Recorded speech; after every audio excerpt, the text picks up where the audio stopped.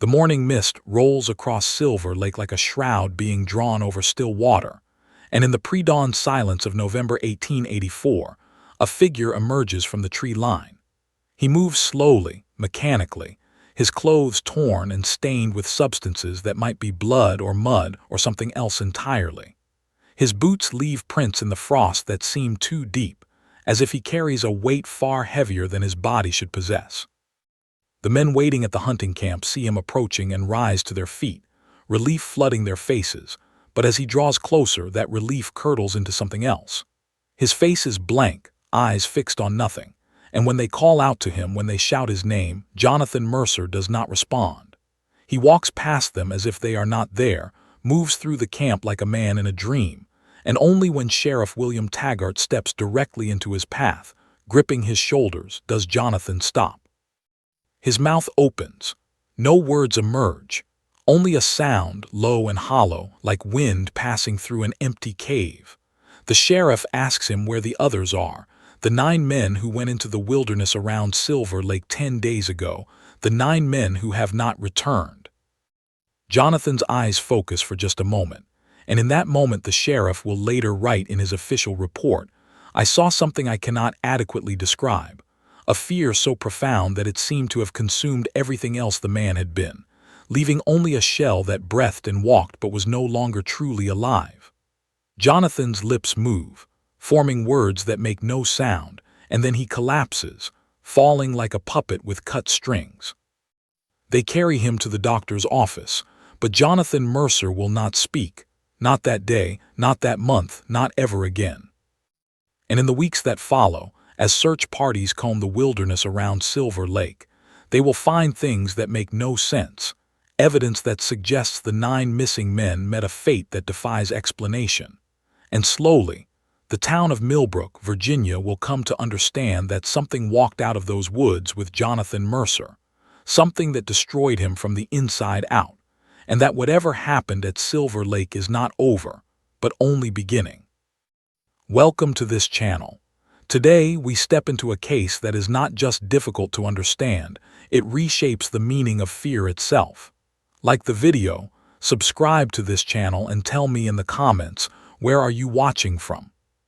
Silver Lake sits in a remote valley in the Blue Ridge Mountains of Western Virginia, surrounded by dense forest that has stood largely untouched since before European settlement. The lake itself is spring-fed, cold and clear, roughly 3 miles long and half a mile wide at its broadest point. The local indigenous peoples, primarily Cherokee, had avoided the area for generations before being forcibly removed in the 1830s. White settlers who came after found the region rich in game, deer, bear, turkey, and wild boar, and by the 1880s, Silver Lake had become a popular destination for hunting parties, particularly in the autumn months when the animals were fat and the weather had not yet turned brutal. The town of Millbrook, the nearest settlement to Silver Lake, was a modest community of perhaps 400 souls, sustained by timber and farming and the occasional influx of hunters who came seeking trophies and adventure. It was a quiet place, unremarkable in most respects, the sort of town where everyone knew everyone else's business, where the rhythms of life followed the seasons, and where tragedy, when it came, was usually the mundane sort, illness, accident, the slow grinding poverty that characterized so much of rural America in that era. But in November of 1884, Millbrook became the center of a mystery that would haunt the region for decades, a mystery that began with 10 men and ended with silence. The hunting party that departed for Silver Lake on November 7, 1884, was composed of men from Millbrook and the surrounding area, most of them experienced hunters who had made the trek to the lake many times before. The leader was Thomas Ashford, age 42, a timber merchant who owned significant tracts of land around Millbrook. Thomas was a respected figure in the community, known for his fairness in business and his skill as a woodsman. Accompanying him were his younger brother, Henry Ashford, age 30, a farmer, and 7 other men, Jonathan Mercer, age 31, a blacksmith, Samuel Cross, age 29, who worked at the local mill, David Lynch, age 35, a shopkeeper, William Brenner, age 45, a carpenter, James Colton, age 27, the son of a local minister, Peter Stroud, age 33, a farmhand, and Marcus Reed, age 50, the eldest of the group, a former trapper who knew the mountains better than anyone. The 10th man was Elias Cobb, age 24, making his first trip to Silver Lake, invited along by Thomas Ashford as a favor to the young man's father. The party was well equipped, carrying rifles, ammunition, provisions for 2 weeks, tents, and all the necessary gear for an extended hunting expedition. They left Millbrook on a Thursday morning, traveling on horseback and by wagon along the rough trail that led into the mountains. The weather was clear, cold, but not yet severe, and the men were in good spirits. Several townspeople watched them depart, and a woman named Martha Brenner, wife of William, later recalled that her husband had kissed her goodbye and told her he would return with enough venison to fill their smokehouse for the winter. He never did. The trail to Silver Lake was approximately 18 miles from Millbrook, a journey that typically took a full day given the rough terrain. The party planned to establish a base camp on the southern shore of the lake, an area where previous hunting parties had camped, and spend 10 to 12 days hunting the surrounding wilderness before returning home. This was a routine expedition, the sort of trip that dozens of men had made over the years without incident. But from the moment the party disappeared into the forest, things began to go wrong in ways that no one could have anticipated. The first indication that something was amiss came on November 17th, 10 days after the party's departure, when Thomas Ashford's wife, Eleanor, arrived at the sheriff's office in a state of considerable distress. Her husband had told her to expect him back by the 16th, possibly the 17th if the hunting had been particularly good. It was now the afternoon of the 17th, and there had been no word. Sheriff William Taggart, a practical man not given to panic, assured Eleanor that delays were common, that the men had likely extended their trip, that they would arrive home within a day or two. But Eleanor was insistent. She told the sheriff that Thomas had given her specific instructions. If he was not back by the 17th, she was to notify the authorities immediately. Thomas, she said, was a cautious man, a man who kept his word, and if he said he would be back by a certain date, he would be back unless something had prevented him. The sheriff, out of respect for Thomas Ashford and to calm Eleanor's fears, agreed to ride out to Silver Lake the following morning to check on the party. Sheriff Taggart, accompanied by 2 deputies, Thomas Harlan and George Prout, left Millbrook before dawn on November 18th. They reached Silver Lake by early afternoon, following the established trail, and what they found sent chills through all 3 men despite their experience with the hardships of frontier life. The hunting camp was still standing, the tents erected in a rough semicircle around a central fire pit, but it had clearly been abandoned. The fire was cold, long cold, suggesting it had not been tended in several days. Supplies were scattered, some items still packed, others strewn about as if the camp had been left in haste. But there was no sign of violence, no blood, no overturned equipment, no indication of a struggle. It simply looked as though the men had walked away from the camp and not returned. More disturbing were the details that emerged as the sheriff and his deputies searched the area. All 10 horses were gone, their picket line cut, not untied but cut, the frayed rope still attached to the trees. The men's personal belongings, clothing, journals, tobacco pouches, were still in the tents, suggesting they had not intentionally packed up to leave. And most puzzling of all, the rifles were missing. All 10 rifles, the most valuable items the men had brought with them, were gone. Sheriff Taggart documented everything he found, taking notes in the small leather journal he always carried. He noted the condition of the camp, the missing horses, the abandoned supplies, and one other detail that would later become significant. Near the fire pit, scratched into the dirt with what appeared to be a stick or a knife, were words. The letters were crude, uneven, as if written by someone in great distress or in darkness. The words read as follows. The sheriff copied the message into his journal, though he did not know what to make of it. Was it a warning, a note left by one of the missing men, or something else entirely? The three men searched the area around the camp for the remainder of the daylight hours, calling out, firing shots into the air, hopping to attract the attention of the missing hunters. They found nothing. No tracks leading away from the camp, no signs of where the men might have gone. It was as if the hunting party had simply vanished into the wilderness. As darkness fell, Sheriff Taggart made the decision to return to Millbrook and organize a larger search party. He and his deputies spent an uneasy night at the camp, taking turns keeping watch, and all three later admitted that they had felt watched, that the forest around Silver Lake seemed to press in on them in a way that felt almost malicious. In the morning, they rode back to Millbrook, arriving in the late afternoon of November 19th, and the sheriff immediately began organizing a search. By November 20th, a party of nearly 30 men, volunteers from Millbrook and the surrounding communities, had assembled to search for the missing hunters.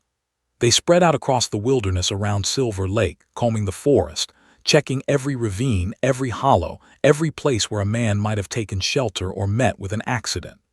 The search continued for 3 days, and in that time they found disturbing fragments of evidence but no bodies, no survivors, and no answers. On the first day they found one of the horses, or what remained of it. The animal was located approximately 2 miles north of the camp, deep in the forest, and it had been torn apart. Not eaten, not attacked by a predator in any recognizable way, but torn apart, its body scattered across a wide area as if something had pulled it to pieces. The men who found it were experienced hunters, familiar with the work of bears and wolves, and they all agreed that this was different. One man, a tracker named Silas Morton, said that it looked as if the horse had been ripped apart by something with immense strength, and that the pattern of the wounds suggested multiple attackers, or something with many limbs, though he admitted that such an idea made no sense. On the second day, they found items belonging to the missing men scattered throughout the forest. A canteen here, a knife there, a torn piece of clothing caught on a branch. The items were spread over a wide area, miles apart, as if the men had been running in different directions, fleeing from something. But there were no tracks, no clear trail to follow.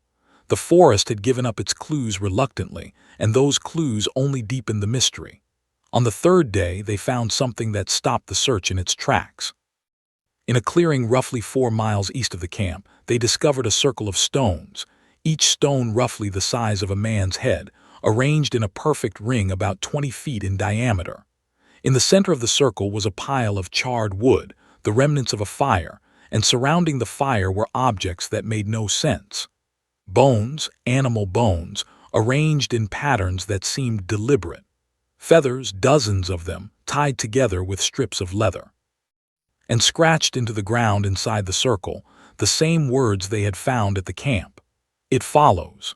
The men stood at the edge of the clearing, unwilling to enter the circle, and several of them, good Christian men who attended church every Sunday, made the sign of the cross and whispered prayers.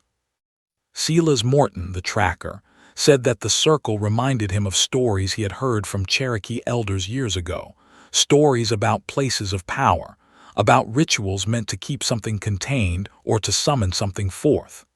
But he did not know what the circle meant, or who had made it, or whether it had anything to do with the missing men. Sheriff Taggart ordered the circle documented but left untouched, and the search party moved on, but the discovery had shaken them, and by the end of the third day, many of the volunteers were ready to go home. It was on the morning of November 23rd, 16 days after the hunting party had left Millbrook, that Jonathan Mercer walked out of the forest. He was found by a pair of trappers who had been working the area south of Silver Lake, and they brought him to the search party's temporary camp. The sheriff was summoned, and within the hour, Jonathan was being examined by Dr. Raymond Ellis, a physician from Millbrook who had joined the search effort.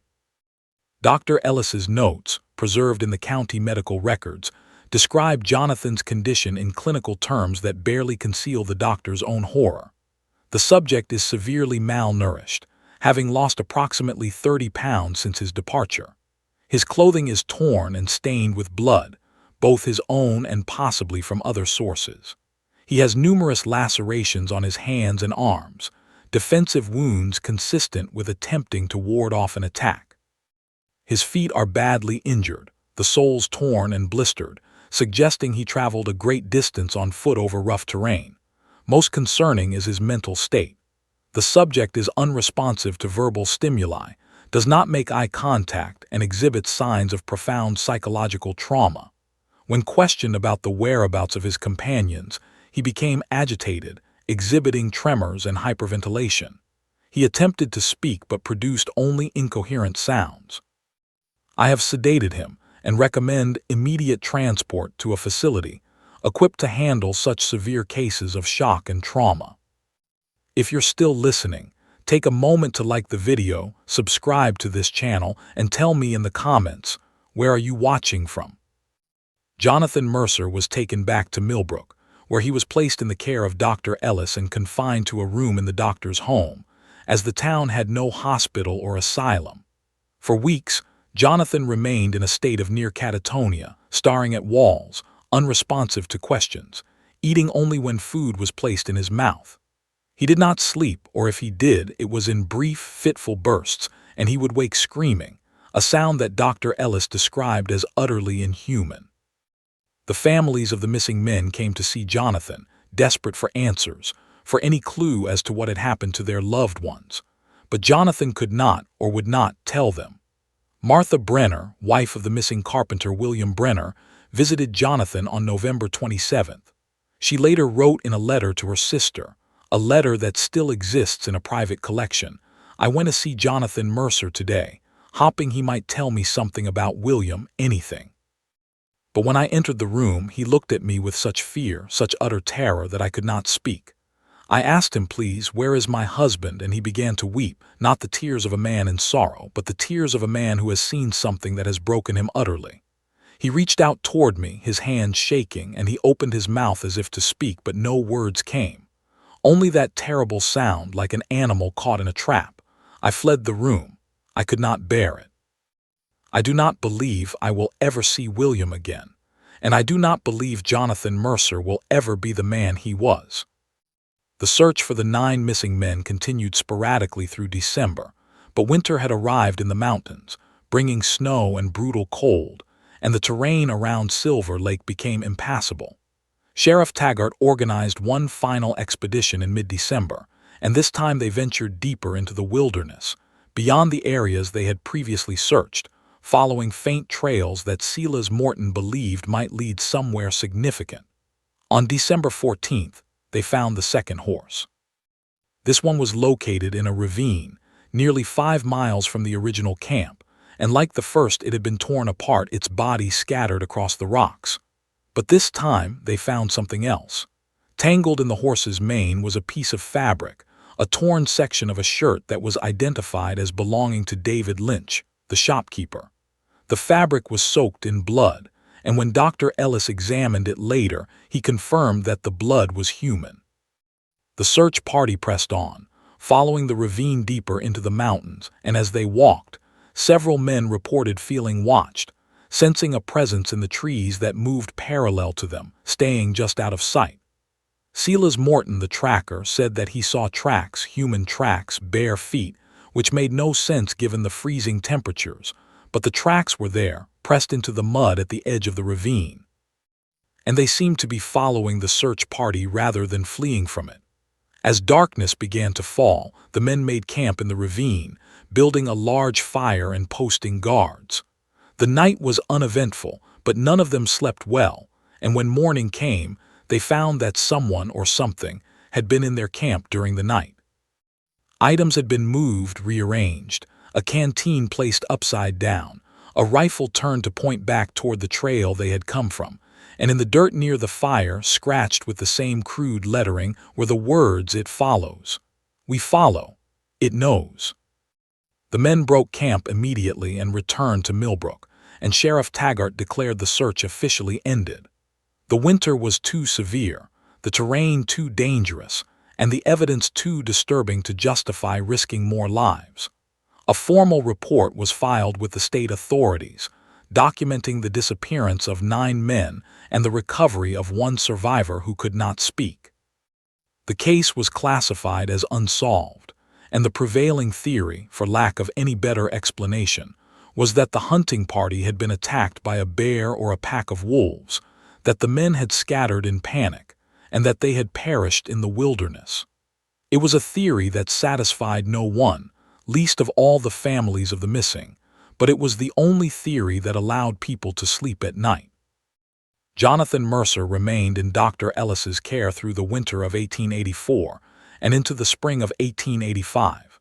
His physical health improved slowly, the wounds healed, he regained some of the weight he had lost, but his mental state did not recover. He remained mute, unresponsive, and increasingly withdrawn. In March of 1885, his family made the difficult decision to commit him to the Western State Lunatic Asylum in Stanton, Virginia, a facility for the mentally ill. Jonathan was transported there in early April, and the records from the asylum, obtained decades later through a Freedom of Information request, provide a chilling glimpse into his final years. The patient exhibits symptoms consistent with severe traumatic shock. He does not speak, does not respond to his name, and spends most of his time in a state of apparent stupor. However, at night he becomes agitated, packing his cell, pressing his face against the barred window, and making sounds that disturb the other patients. He has attempted self-harm on multiple occasions, scratching at his eyes, clawing at his throat, as if trying to remove something that only he can see or feel. We have restrained him for his own safety. Prognosis is poor. Jonathan Mercer died in the asylum on July 19, 1886, less than 2 years after walking out of the forest. The cause of death was officially recorded as pneumonia, but a note in the margin of the death certificate, written by the attending physician, suggests something more disturbing. The patient refused food for the final 3 weeks of his life. He would not eat, would not drink, and seemed determined to die. In his final days, he spoke once, the only words he had uttered since his return. He said, "It is here. It has always been here." And then he died. The physician's note concludes, "I do not know what the patient meant, but I am glad he is at peace." Jonathan's body was returned to Millbrook and buried in the town cemetery. His gravestone is simple, bearing only his name and the dates of his birth and death. But the mystery of what happened to him and the 9 men who did not return from Silver Lake was far from over. In the years following the disappearance, strange things began to happen in and around Millbrook, events that seemed connected to the tragedy at Silver Lake, though no one could say how or why. In the spring of 1886, a farmer named Jacob Hensley, who lived on the outskirts of town, reported that something had been killing his livestock. Not eating them, not dragging them off, but killing them and leaving the bodies arranged in patterns, circles, and lines, as if whoever or whatever had done it was trying to communicate something. Hensley set traps, stayed up nights with his rifle, but he never caught the culprit. The killings stopped after a few weeks, as suddenly and mysteriously as they had begun. In the summer of 1887, a group of children playing near the edge of the forest reported seeing a man standing among the trees, watching them. The children said the man was naked, covered in dirt, and that he had smiled at them, a wide, unnatural smile that showed too many teeth. When the children's parents investigated, they found no one, but they did find tracks, bare footprints pressed deep into the soft earth, leading away from the town and back toward the mountains. In the fall of 1888, a traveling preacher named Reverend Charles Whitmore arrived in Millbrook and held a series of revival meetings. During one of these meetings, a woman named Sarah Colton, mother of James Colton, one of the missing hunters, stood up and addressed the congregation. She said that her son had visited her in a dream, that he had told her he was not dead but trapped, held by something that would not let him go, something that fed on fear and suffering. She begged the congregation to pray for her son's soul, to pray for all the missing men, and then she collapsed. Sarah Colton was taken home and cared for by neighbors, but she never fully recovered. She died in 1890, and those who knew her said that she had never stopped mourning, never stopped believing that her son was still out there somewhere, waiting to be found. These incidents and others like them were documented in local newspapers, in personal letters, in the journals kept by townspeople, and they paint a picture of a community haunted, not just by the memory of what had happened, but by the growing sense that it was not over, that whatever had taken the 9 men was still out there, still active, still watching. But it was not until 1893, nearly a decade after the original disappearance, that the true scope of the horror began to reveal itself. If you're still listening, take a moment to like the video, subscribe to this channel, and tell me in the comments, where are you watching from? In the spring of 1893, a journalist named Edward Kilmartin arrived in Millbrook. Kilmartin was a reporter for a Richmond newspaper, and he had heard rumors about the disappearance at Silver Lake, rumors that suggested there was more to the story than had been officially reported. Kilmartin was an experienced investigative journalist, known for his tenacity and his willingness to dig into stories that others ignored. He spent 3 months in Millbrook, interviewing townspeople, reviewing records, and piecing together a narrative that would eventually be published as a series of articles in the summer of 1893. Kilmartin's articles, titled The Lost Hunters of Silver Lake, A Mystery Unresolved, caused a sensation. He documented the disappearance in meticulous detail, interviewed the families of the missing men, spoke with members of the search parties, and even visited Jonathan Mercer's grave. But Kilmartin also uncovered information that had not been made public, information that cast the entire incident in a far more disturbing light. According to Kilmartin's research, Silver Lake had a history of disappearances that predated the 1884 incident.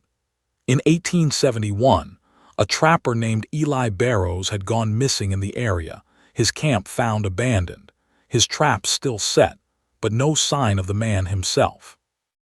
In 1879, 2 brothers, Frank and Robert Tilden, had disappeared while hunting near the lake, their horses found wandering, their rifles and supplies left behind. And in 1882, a surveyor's team working in the region had reported strange occurrences, members of the team hearing voices in the forest, seeing figures moving among the trees, and feeling an overwhelming sense of being watched. The surveyors had completed their work and left, but their official report, which Kilmartin obtained from state archives, included a note stating that the area around Silver Lake was considered dangerous and that future expeditions should exercise extreme caution. Kilmartin also interviewed several elderly residents of Millbrook who remembered stories told by Cherokee elders before the tribe's removal. According to these accounts, the area around Silver Lake was considered cursed, a place where the boundary between the world of the living and the world of spirits was thin.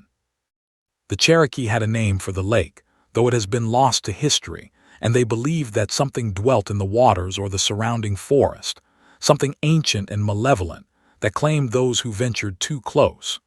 Kilmartin included these stories in his articles, framing them as folklore, superstition, the sort of tales that isolated communities tell to explain the unexplainable. But he also noted that the pattern of disappearances, the abandoned camps, the missing men, the cryptic messages left behind, suggested that there might be something more than folklore at work. In the final article of his series, Kilmartin wrote, "I have spent 3 months investigating the disappearance of 10 men at Silver Lake, and I am no closer to understanding what happened than when I began. The official explanation, that the men were attacked by wild animals and perished in the wilderness, does not account for the evidence. It does not explain the messages scratched into the ground, the ritualistic arrangement of objects, the condition of Jonathan Mercer when he was found, or the strange incidents that have plagued Millbrook in the years since. I have spoken with men of reason, men of science, men of faith, and none of them can offer a satisfactory answer. All I know is that something happened in those woods in November of 1884, something that defies rational explanation, and that the people of Millbrook live with the knowledge that it may happen again." Kilmartin's articles were widely read, and they brought renewed attention to the case. Several readers wrote to the newspaper offering their own theories, ranging from the plausible to the absurd. Some suggested that the hunting party had been murdered by outlaws or moonshiners protecting illegal operations. Others proposed that the men had encountered a previously unknown species of large predator, a bear or wolf of unusual size and aggression. A few suggested more outlandish explanations, that the men had been abducted by a hermit living in the mountains, or that they had stumbled upon a secret cult conducting dark rituals. But no theory, no matter how creative, could account for all the evidence, and the case remained unsolved. In 1895, 2 years after Kilmartin's articles were published, a group of amateur investigators, inspired by the publicity, organized an expedition to Silver Lake. The group consisted of 5 men, none of them from Millbrook, all of them eager to solve the mystery and perhaps make a name for themselves. They departed in October, arriving at the lake and establishing a camp in the same location where the original hunting party had camped 11 years earlier. They spent a week at the lake, searching the surrounding area, taking photographs, collecting samples of soil and water, hoping to find some clue that had been missed. On the 5th day of their expedition, something happened that sent them fleeing back to civilization. The details are fragmentary, pieced together from newspaper accounts and a brief statement given by one of the investigators, a man named Charles Woodward, to authorities in Millbrook.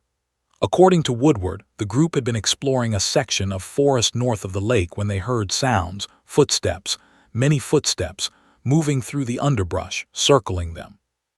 The men called out, thinking perhaps they had encountered other hunters, but there was no response, only the continued sound of movement drawing closer. And then Woodward said they saw figures, human figures, or what appeared to be human, moving among the trees, staying just at the edge of visibility. The figures were naked, or nearly so, their skin pale and smeared with dirt or paint, and they moved with a strange, loping gait that was neither a walk nor a run. The investigators, frightened, fired their rifles into the air, warning shots, and the figures stopped, but they did not flee.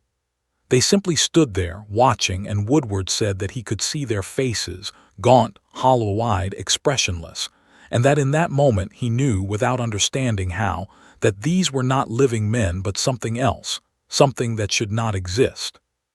The investigators ran. They abandoned their camp, their equipment, everything, and ran back to Millbrook, not stopping until they reached the town. When Sheriff Taggart, still in office, questioned them, they were incoherent, traumatized, and unwilling to return to Silver Lake for any reason.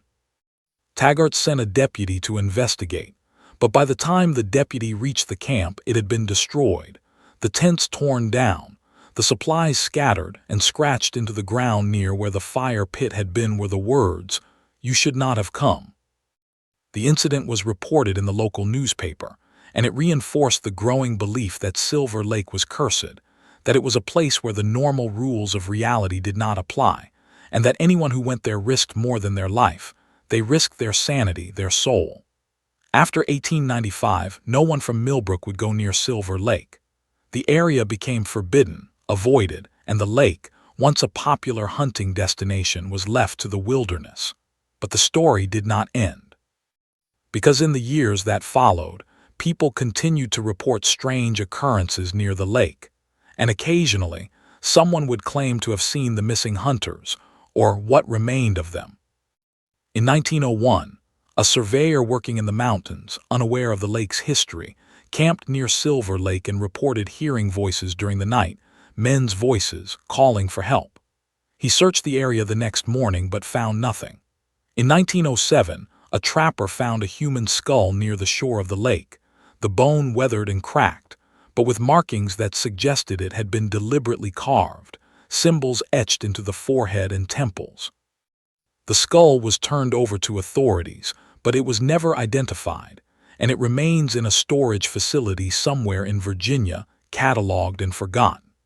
In 1912, a group of hikers, passing through the area on their way to another destination, reported seeing a camp on the far side of the lake, tents and a fire, and figures moving around the fire.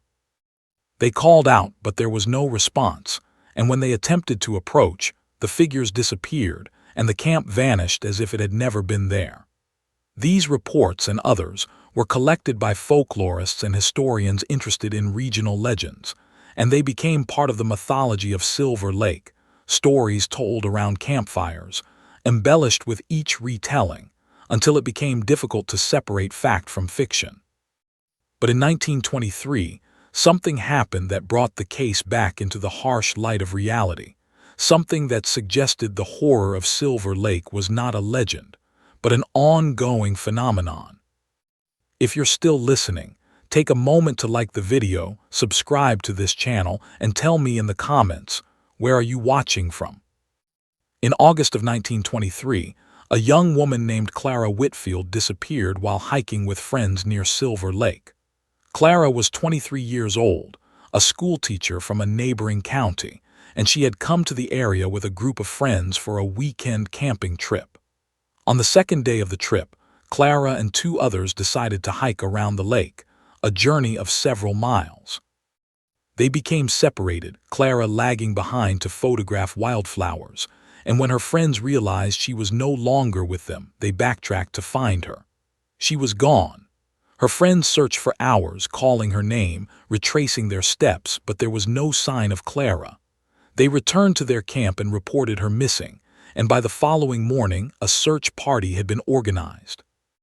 The search for Clara Whitfield lasted 5 days, and it was the largest search effort the region had seen since the original hunt for the missing hunters in 1884. More than 50 people participated, combing the forest, dragging the lake, checking every possible location where Clara might have fallen or become lost. They found her on the 5th day, and what they found sent shockwaves through the community. Clara was discovered approximately 3 miles from where she had last been seen, in a clearing deep in the forest. She was alive, but barely. She was naked, her body covered in scratches and bruises, her hair matted with mud and leaves. She was curled in a fetal position in the center of a circle of stones, a circle identical to the one found during the 1884 search, and she was unresponsive, her eyes open but unseeing, her breathing shallow. Dr. Ellis, who was still practicing though now quite elderly, was brought to the scene. He examined Clara and ordered her immediately transported to the nearest hospital, but he later wrote in his notes that he feared she would not survive, not because of her physical injuries, which were severe but not life-threatening, but because of something else, something he could not name. Clara Whitfield did survive, but like Jonathan Mercer before her, she was changed. She spent 6 months in a hospital, recovering physically, but she never spoke about what had happened to her during the 5 days she was missing. When questioned by authorities, by doctors, by her own family, she would only shake her head and weep. The only words she ever uttered about the incident came years later in 1930 when she was dying of cancer. Her sister, who was with her in her final hours, later recounted that Clara had gripped her hand and whispered, "They took me below. They showed me where they live. The others are there. They are always there. They wait." And then Clara died. The incident with Clara Whitfield reignited interest in the Silver Lake mystery, and several newspapers ran retrospectives on the 1884 disappearance, drawing connections between the two cases. But by the 1920s, the world had changed. The horrors of World War I had shifted public attention, and rural mysteries seemed quaint, almost irrelevant in the face of modern industrialized violence. The story of Silver Lake faded once again, becoming the domain of local legend and academic curiosity. But in the 1930s, during the Great Depression, when people were forced by economic desperation to venture into previously avoided areas, there was a final, terrible resurgence of the Silver Lake horror. In the fall of 1934, a group of men from Millbrook, unemployed and desperate, decided to hunt near Silver Lake despite the warnings, despite the stories. They needed food for their families, and the wilderness around the lake was rich in game precisely because it had been left untouched for decades. The group consisted of 4 men: William Durst, age 32, Robert Klein, age 29, Henry Moss, age 35, and Albert Finch, age 40. They left in early November, planning to spend a week hunting, and they told their families that they would be cautious, that they would stay together, that they would not take unnecessary risks. They were never seen again. A search party, smaller than previous efforts due to the poverty and exhaustion of the Depression era, was organized 2 weeks after the men failed to return. The searchers found the camp abandoned, supplies scattered, and the familiar, terrible message scratched into the ground. But this time there was something more. Nailed to a tree near the camp was a piece of wood, a crude sign, and burned into the wood with a hot iron were words. "This place is ours. We were here first. We will be here last. Leave us." The search party left. No one argued. No one suggested continuing the search. The men were gone, and everyone knew, without needing to say it, that they had met the same fate as the hunters from 1884, that they had been claimed by whatever dwelt in the wilderness around Silver Lake. Since 1934, no one has disappeared from the Silver Lake area, at least not in any officially documented way. The region was eventually incorporated into a state forest, and access was restricted, though the official reason given was environmental protection rather than any mention of the area's dark history. Hikers and campers who venture near the lake today report unease, a sense of being watched, and many choose to leave quickly rather than spend the night. Park rangers who patrol the area, when interviewed off the record, admit that they do not like being near Silver Lake, that there is something wrong about the place, though they cannot articulate what. And occasionally, very occasionally, someone will report seeing figures in the forest, pale shapes moving among the trees, or hearing voices calling out in the darkness, voices that seem to come from beneath the ground rather than from the forest itself. So what happened to the 10 men who went into the wilderness around Silver Lake in November of 1884? What happened to Jonathan Mercer, the sole survivor who could not speak of what he had seen? What happened to the 4 men who disappeared in 1934, and to Clara Whitfield, and to all the others who vanished into that cursed landscape over the decades? The official explanation has always been that they were victims of natural hazards, wild animals, exposure, accidents. But the evidence, the messages, the circles of stones, the ritualistic arrangements, the condition of the survivors, all of it suggests something far more disturbing. There are theories, of course. Some believe that the area around Silver Lake was, and perhaps still is, inhabited by a reclusive group, descendants of people who retreated into the wilderness generations ago and who have become feral, dangerous, defending their territory with violence.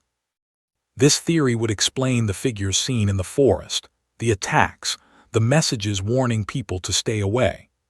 Others suggest that the lake itself is somehow connected to the disappearances, that there is something in the water or beneath it, something that exerts an influence on those who come near, driving them mad, causing them to turn on each other, or compelling them to walk into the wilderness and never return. There are more supernatural theories as well, theories that draw on the Cherokee legends, on the idea of thin places where the barrier between worlds is weak, where things can cross over that should not.